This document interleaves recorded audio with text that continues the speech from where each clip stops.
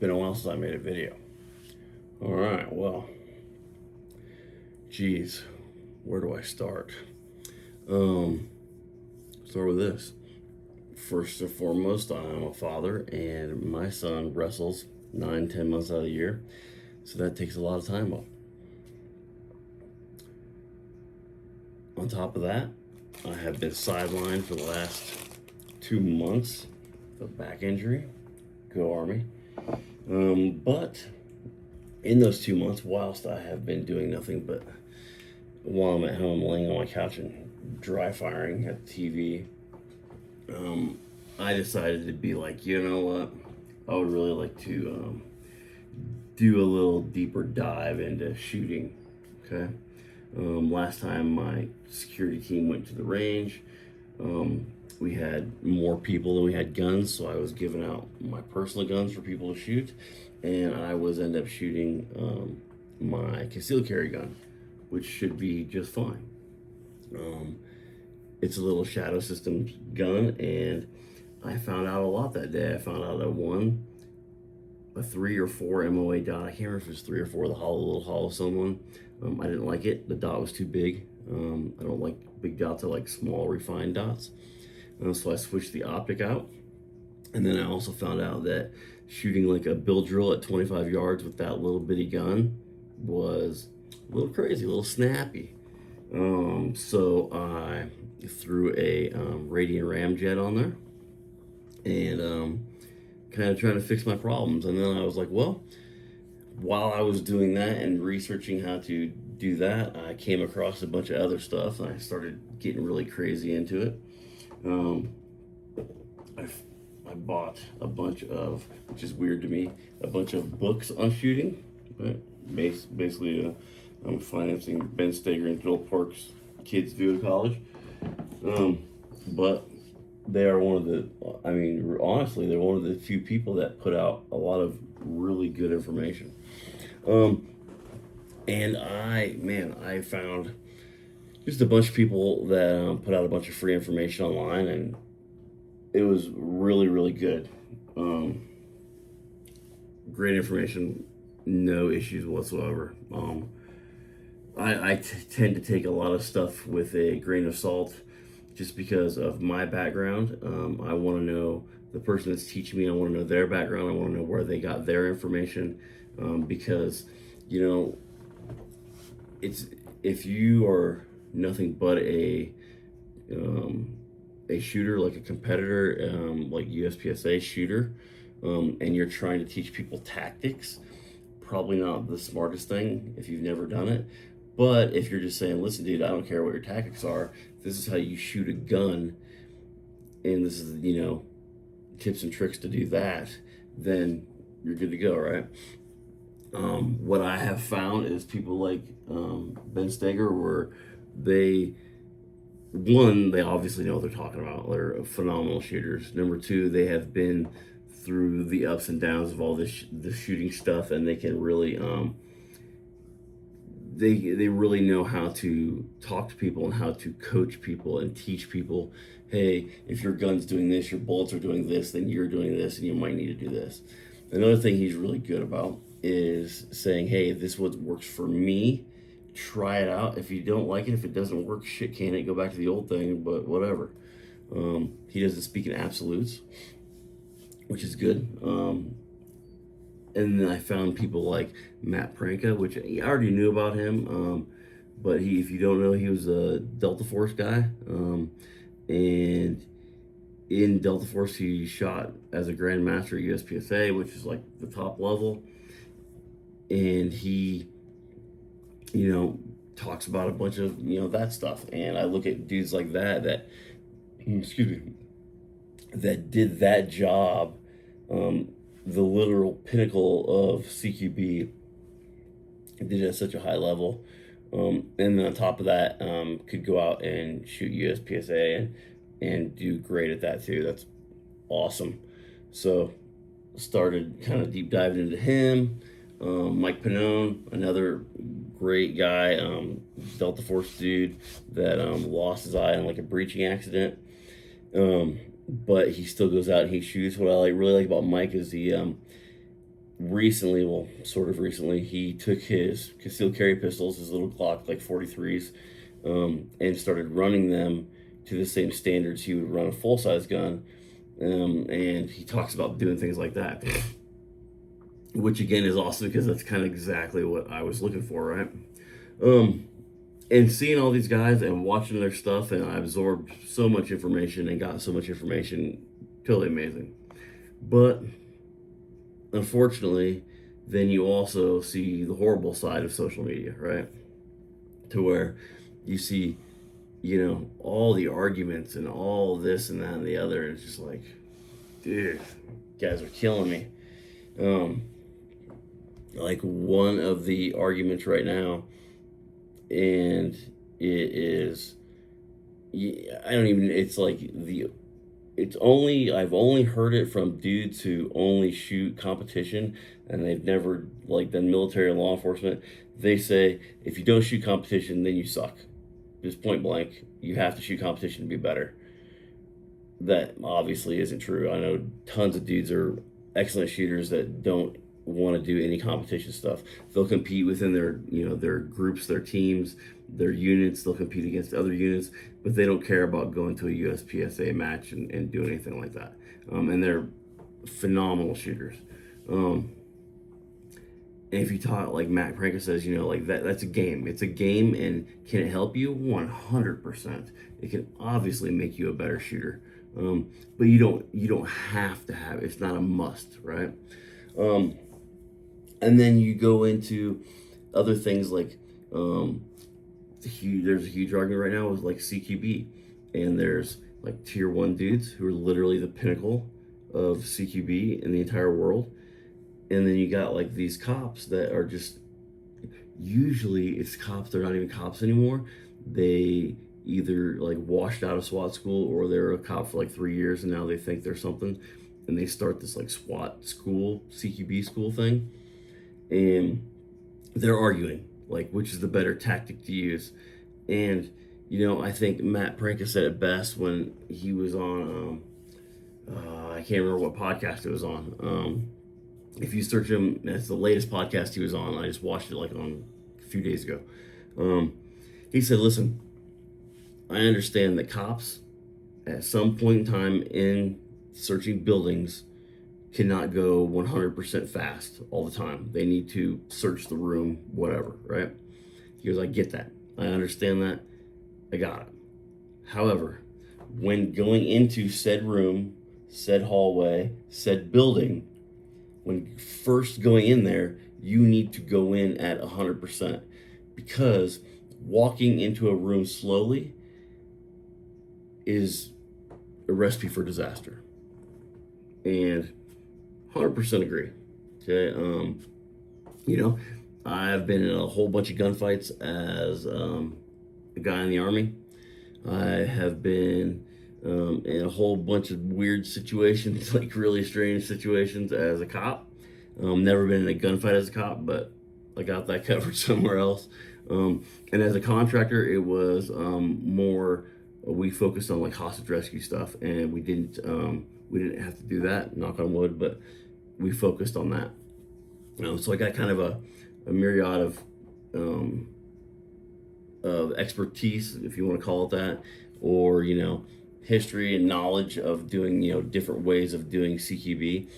And I can't agree with him more. I just, as a cop, you do need to do that. If you're going into a house, you need to go and establish your foothold in the house immediately, fast, hard. Hallways, rooms, other rooms. If those rooms don't have cops already in them, then you need to flood that room. You need to go in. You need to go in fast. Granted, if you're a single cop doing this, or it's just two dudes, it's a little harder, but you get what I'm saying.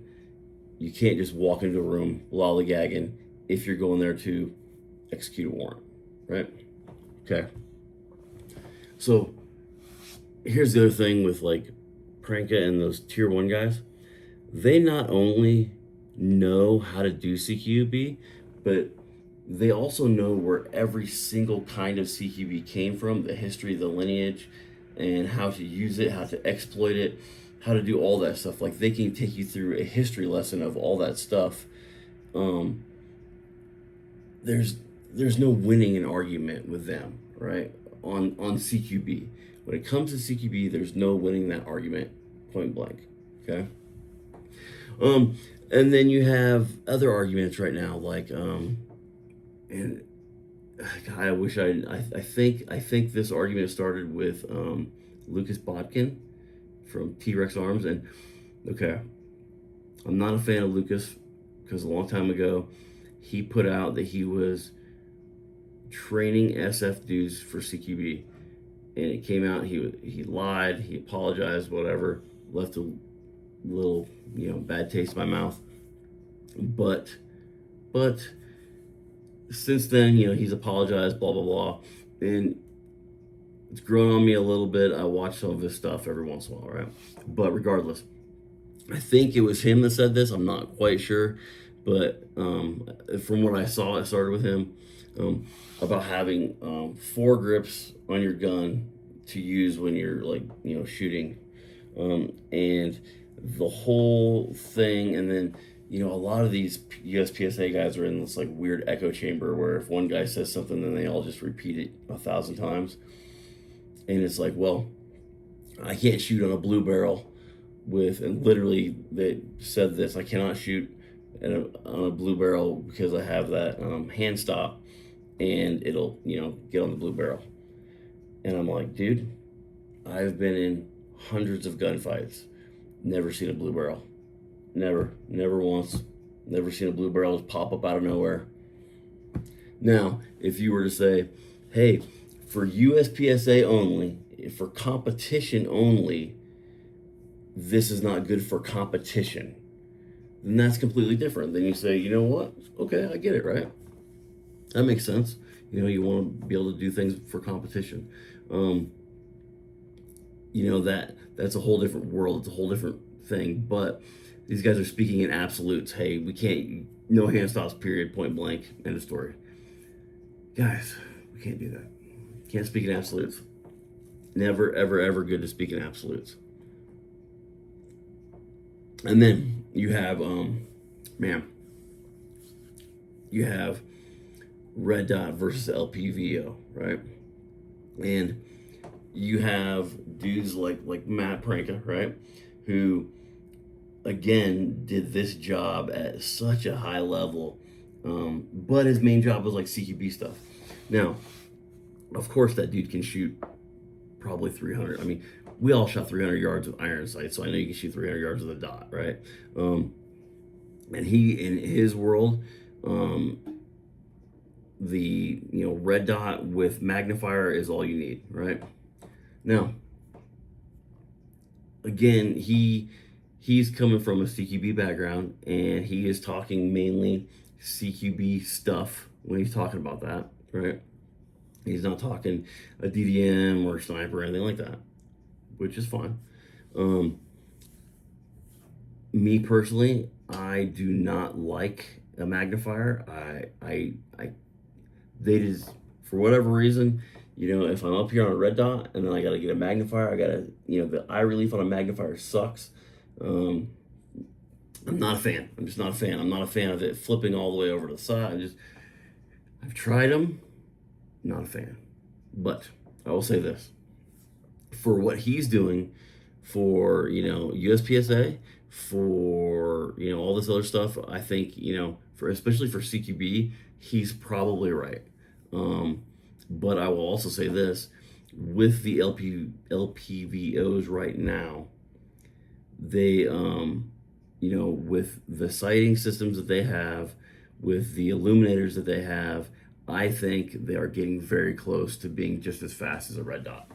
You can shoot them with both eyes open. I've seen, and caveat this here in a minute, I've seen a lot of units now that are getting them, mostly SF dudes, and they're shooting them really, really hard, really, really fast. I have never been a huge LPVO guy. I have 3 of them. I have one that's ancient, 10 years old, when they first came out, because I was like, that's a great idea. And then I have a SIG, and then I have a Vortex, and I am going to, once my back heals up and I can shoot again, I'm going to go out there and really kind of give them a fair chance, because I don't think I've given them a fair chance, and I would like to do that just for my own. I can see on my own whether I would actually like one or not. In theory, I think it's a great idea. I think that with the illuminator inside of it is an excellent idea. The battery life really sucks on them, but I think it's a great idea. Now, the other debate, because gotta have debates, right? Is a piggyback red dot, right? Where you want it on top, where you want it 45, whether you want one at all, blah blah blah. I just I'm gonna go try it out, right? I have been dry firing at home, and I have my LPVO on my gun, and then I have a red dot on top, and I have a 45 one. Just dry firing on my couch, I like the 45 degree better, because when I go from here and then I come up and get like a chin weld, I lose the dot a lot, and that might be just because I have a smaller dot up top. I don't know. So I might play around with that a little bit, see what's going on with that. But I tend to like the 45 degree right now. But I'm going to give it a fair shake, because I think that I haven't given it a fair shake. I'm a huge fan of red dots. That's what I have on almost all my guns. That's what I've shot. I got my first red dot, my M68 aim point, in 1998, and I have not looked back since. So with a red dot, I'm a decent shooter, okay? With a rifle. Now, all these things that are going on in the stratosphere of the social medias, I will say this: beware of who you listen to, even me, right? Because if I don't have the background or the expertise in what you're trying to hear or the information you're trying to seek, then I'm probably not the best source, right? If I want to learn how to do a math problem, I'm not going to go to, somebody like me, because I'm fucking retarded when it comes to math, right? You're not going to come to me to seek the answers. Even if I may know 1 + 1 = 2, I'm not going to be able to tell you it in a way to make you learn how to do that. So you got to find out, from these dudes, their background, their history, and the best way to do things for you. Now, I am not the best shooter in the world. I can easily admit that. I can't hold a candle to some of these dudes. I wouldn't even know where I shot at on USPSA or anything. And honestly, I don't really have a desire to find out. I don't care about that. What I do care about is I care about being able to protect my family, myself, my family, my kids, right? Being able to protect the people at work, being able to protect private citizens out there. That's what I care about. Now, if you think about it that way, what is your good enough, right? So your good enough is here. The pinnacle of everything is right here. And I think, right here is a good area to be. Because all these dudes that all they do is shoot, that's all they do. And it consumes their entire life. Most of us have other things to do, right? I got kids. I got, kids doing stuff. My son's starting college. My youngest son, like I said, wrestles 9-10 months out of the year. So it's one of those things where I do have other things that I have to do. Plus, I got a dog I'm training. I got a wife that wants to do things.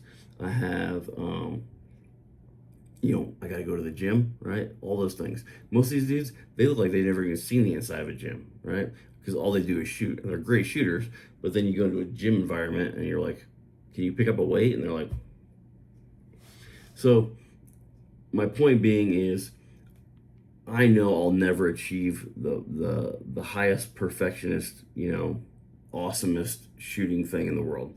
And I'm okay with that. But I want to be the best that I can be at my age, with the amount of time, the amount of money, and the amount of ammo that I can get, right? Because that's another thing is I don't have an ammo sponsor. I'm not out shooting 1,000 rounds a month. It's just not working. It just doesn't happen. But what I can do is I can dry fire. I can soak up all this information, right? I can read these books. I can say, this works, this doesn't, and I can explore for myself and go down that path. The other thing I can do is I can take classes. I've taken a bunch of rifle classes, but I have not taken hardly any pistol classes. When I got into pistol shooting, which was really as a cop, we did a lot as a contractor, but not really. Our rifles still are pretty much our primary. Then you become a cop, and then do that pistol as your primary. And I do believe wholeheartedly that if you carry a gun for a living, you 100% need to know how to use that gun. And I'm not talking, spread out on a target. I'm talking you should be able to shoot somebody in the head at 25 yards all day long, no ifs, ands, or buts about it. That's a pretty good standard for what I do right now, right? I should be able to draw and shoot within 2-3 seconds at 25 yards, head target, all day long. Now for these USPSA guys, that's probably not hard at all. They probably do it second and a half, right? I'm not that good. It's just the truth. I'm not that good. Those guys are way better. But I am thankful for those guys. I am so thankful for people for example, Matt Paranka, Ben Steger, they put on a 3-hour YouTube video, okay? And it's a 2-day class, a pistol rifle class, and they only videoed what they were teaching. So this is the instruction block, and then they never videoed anybody. They videoed themselves demoing it. They never videoed any students, and then they videoed all the targets and what they looked like after the student shot, and how to assess your target. Hey, if your bullets are going down here, that means you're putting too much input on the gun, with this hand, and you're doing this, and that stuff's invaluable. That stuff they can charge thousands of dollars for. And they're just giving it out for free. And stuff like that, I wholeheartedly appreciate it. I've reached out to a few dudes on social media about shooting, and I try to keep the questions very, very hey dude, I saw you did this. Could you tell me why? Because my train of thought is this, and I'm asking your opinion, right? 99% of those dudes will get back with you, and they will say, hey, this is the reason why. And they're not being a dick. They're being matter of fact. Hey, this is my reason why. This is my opinion. This is what I think. And then I always say, thank you very much for responding. I really, truly appreciate it. I want you to know that you've helped me evolve in my shooting game, and I want you to know that with all the free information you're giving out. And you know what? I know the reason why they do it, because it's the same reason why I do it. It's because I want you to be better. I don't even know you. I've never met you, but I want you to be better, because I believe as a society, we can be better, right? I believe if every single person that owned a gun knew how to shoot it very well and carried it every day, the society would be a lot better. I also wholeheartedly believe that if you know how to do medical stuff, your basic stop the bleed stuff, you're going to be a better person for society. So things like that. I give out information free. I've helped a whole bunch of people get certain jobs and things, and I will 100%. I've taken phone calls. I've done all kinds of stuff with dudes that truly wanted to know, hey, how can I do this? How can you help me do this? And I will sit down and I will take 20 minutes out of my day and talk to anybody, because I didn't have anybody like that when I was coming up, when I was younger, and we didn't have social media. And I want to be that guy for you when you're like, hey, where's the best place to go to get this information? Hey, dude, for me, the best place I went was here, here, and here. But you got to look at your own stuff, right? There are so many dudes out there that fake the funk and all this stuff. And if you're, sometimes you can tell. Sometimes you can't, though. And then you're like Tim Kennedy and you throw a bag full of grenades at people. But whatever. Anyways, Hey, sorry for the hiatus. I did do some cool stuff while I was gone though. Me and my wife went to Africa and I climbed a 19,400 foot mountain, which is pretty cool. I did a bunch of cool things like that before I got hurt. Maybe I'll start putting videos out again. Little things here and there, tips and tricks that I learned from these dudes. Maybe I'll put it out there. They've already put it out. Ben Steger does. I think he puts out a YouTube video like every other day, just like a 5-10 minute video answering all these questions. He's answered the same question like 9,000 times. He's probably trying to pull his hair out. But it's really cool because he realizes that not everybody sees all of his videos. Not everybody knows who he is. And he's trying to put the information out.